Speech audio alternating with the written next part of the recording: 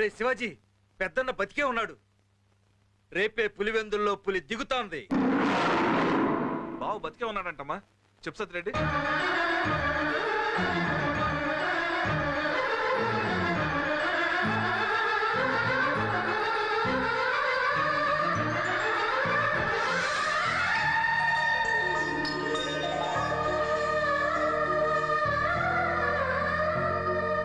అమ్మా, మీ నాన్న బతికే ఉన్నారు.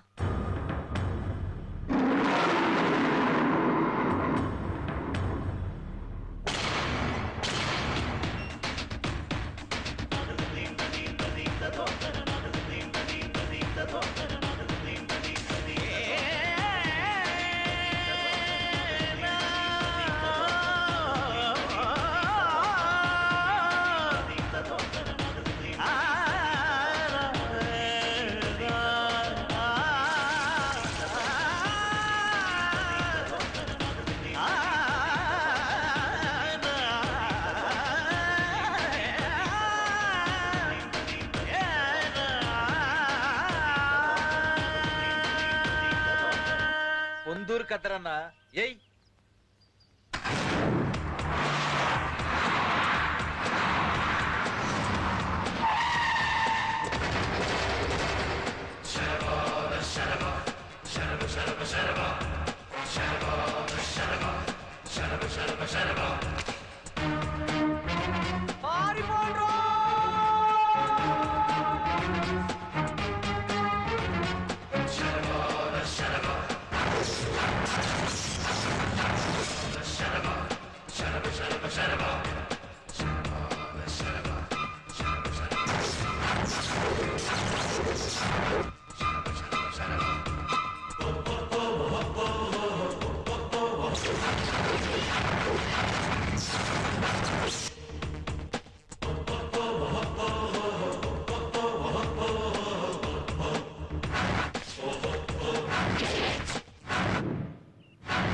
సత్యరెడ్డి అన్నా చెప్పు. రెడ్డి గారు మీకు 5 నిమిషాల టైం ఇచ్చారు. 6వ నిమిషంలో మీ తాలూకు మనుషులు గాని వస్తువులు గాని ఏది ఇక్కడ ఉండటానికి వీల్లేదు. మీరు ఎక్కడికి వెళ్తారో ఆయనకు అనవసరం. బయలుదేరండి.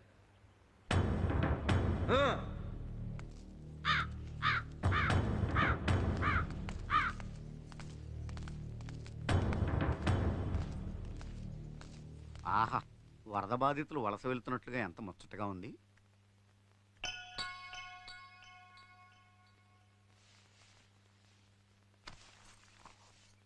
ఎవరమ్మా నువ్వు? నా కూతురు అన్నయ్య.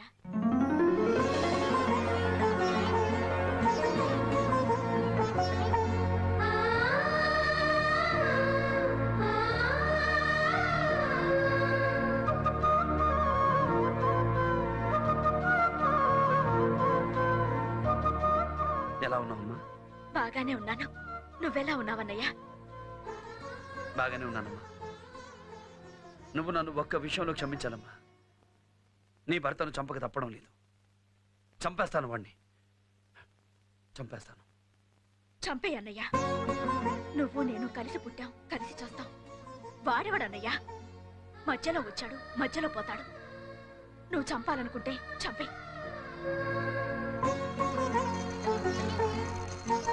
బాబు, చెల్లికి బొట్టు పెడుతుందని కదా.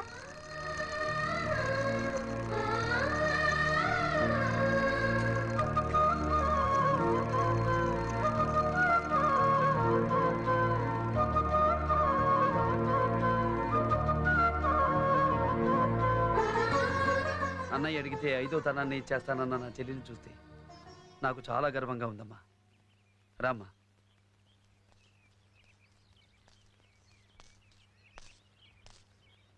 ఒరేయ్, బావమరుదులు బతక కోరతారు, కానీ మీరు నా చావు కోరారు.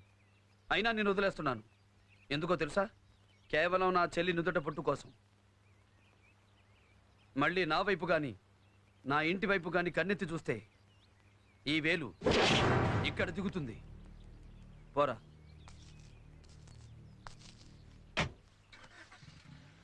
వెళ్ళిరామ్మా.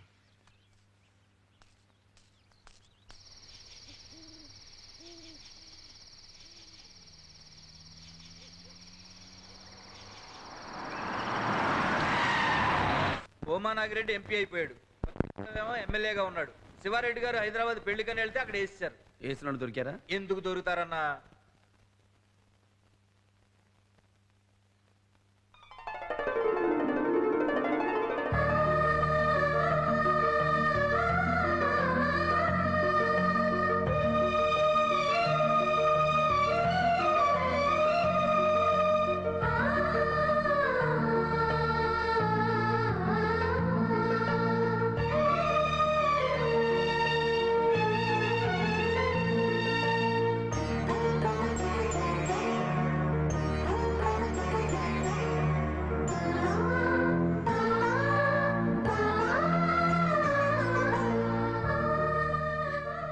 ఏమిటండి ఇది? సీతారాములు కూడా 14 ఏళ్ల అరణ్యవాసం చేశారు, కానీ మనమేమిటండి 22 ఏళ్ల అజ్ఞాతవాసం చేశాం. నేను రాముణ్ణో కాదో తెలీదు కానీ నువ్వు మాత్రం ఖచ్చితంగా సీతవి. పెళ్ళైన క్షణం నుంచి ఈ క్షణం వరకు ఎప్పుడూ నిన్ను ప్రశాంతంగా ఉంచలేదు. భార్య గురించి చాలా పుస్తకాల్లో ఎంతో గొప్పగా రాస్తారు. అలా ఎందుకు రాస్తారు? నువ్వు గుర్తుకొచ్చినప్పుడల్లా అనిపిస్తుంది. ఎవరు? అబ్బాయా? అవునండి. పోలికేనా? పౌరుషం కూడా వచ్చిందా? వాడు మీ బిడ్డండి. ఉమ్.